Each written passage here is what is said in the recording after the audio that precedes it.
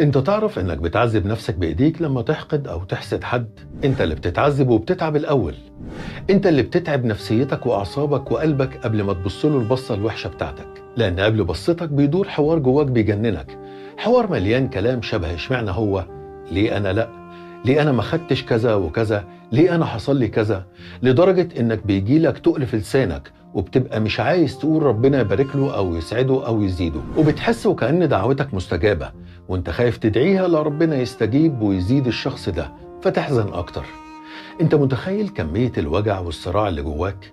احنا مش ملايكة، ووارد في مرة يجيلك الاحساس ده غصب عنك في وقت ضيق مثلا، بس الحل انك تخرج بسرعة من الاحساس ده وتستغفر ربنا وتدعي للشخص ان ربنا يزيده ويكرمه ويحفظه كمان، وتطلب من ربنا انه يرزقك اللي نفسك فيه في الوقت اللي هو شايفه مناسب. ما توجعش قلبك وتشد اعصابك، وخليها على الله، وهو عارف انت تستاهل ايه وامتى. وربنا يحفظنا من غلنا على الناس، وكمان يحفظنا من حقد الناس علينا. قولوا امين.